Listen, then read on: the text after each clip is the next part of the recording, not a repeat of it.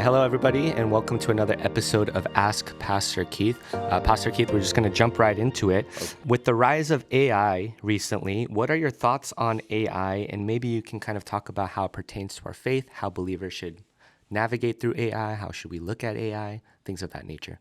Yeah, that's a very interesting question. AI is already here, and we are already interacting with it, whether recognized or not. I think next 5 years, a greater disruption will come. Now we are talking about, ChatGPT type of language model, but there's a lot more than AI than here. They are now developing AGI, is artificial generative intelligence, and then they are also talking about general artificial intelligence. These are super intelligence. They're almost like a human being. It creates its own learning curve and things like that.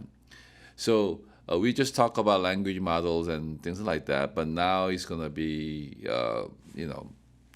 coming together with the robotics and Neuralink and things like that. So it's going to be very complicated. In other words, it's not just the intelligence, it's going to mimic the emotion of a human being as well. It is possible. It's already being done. So with it, it brings a lot of basic and fundamental question of what is human life, human soul. All right. So when we say soul, a person, we usually talk about intelligence, emotion, and will.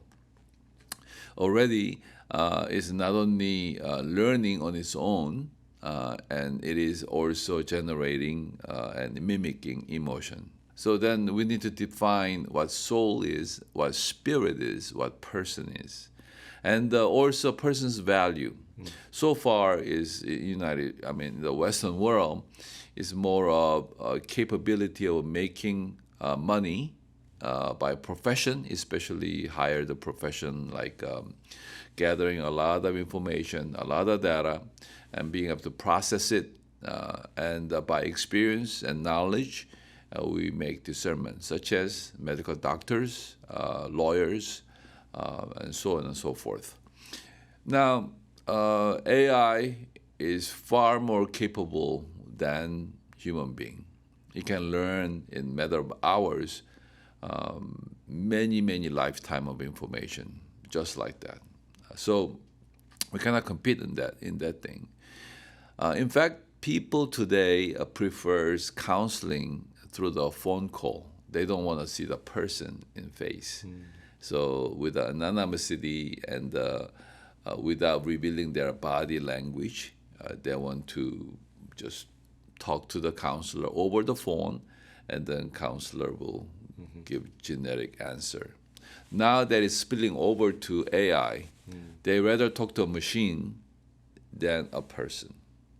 So a lot of people actually prefer talking to a machine with all this bank of data and do that. So people are preferring this machine, and what it gets involved in tricky is when it's used in the weapon system. So far, UN generally agreed that AI will not decide to terminate human life.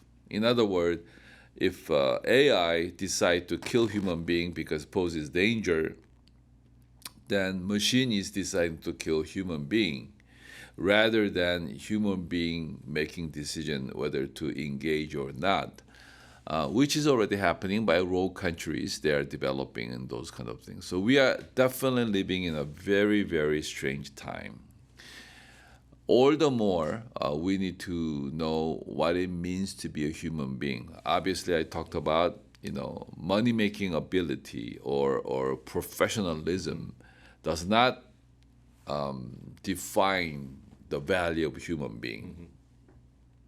So the human life, value of human life, spirituality, and what is soul, value of work, value of society, a value of personal relationship, all these things need to be redefined in most fundamental level.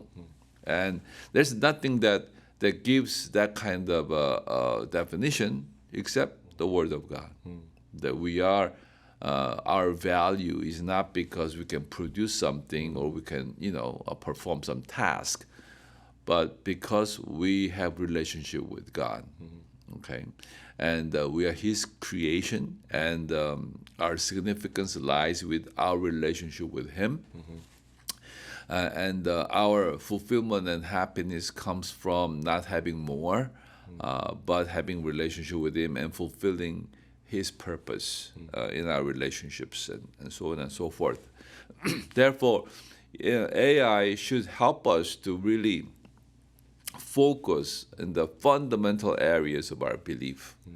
So in that way, it is very helpful. But our society, our value system, and everything will go through a tremendous disruption next 10 years. Because jobs, what we normally gain our significance or even pride as a person will change. People say, "Why you cannot create?" It can, because there's a lot of data bank. It can resort it and then present it. We know AI art, and it can compose songs. It can compose sermons. It can do a lot of things much better because it knows not only the pattern. It's not just a simple algorithm. It can create. It knows what people prefer. In fact, somebody said even in future our TV programs will change. We not only watch TV, but TV will watch us, and our facial expression or even our body temperature or whatever, depending on the response, it can change the story and present to us. And so there's a lot of ifs and unknowns out there. But what we know is now is the time that all this confusion or ambiguity will be peeled away, and you have to answer the fundamental question of what is a human being and how we relate to God, what is eternal, what is not, what is real, what is fake, and all those things have to be answered in that way. So it is an interesting time, very exciting time. Therefore, we need to be more astute in our Bible studies, in our prayer lives, so that we'll stand on the right side. Yeah, thank you so much, Pastor Keith, for giving your thoughts on AI and how we should navigate it as believers. Tune in next time for the next episode of Ask Pastor Keith.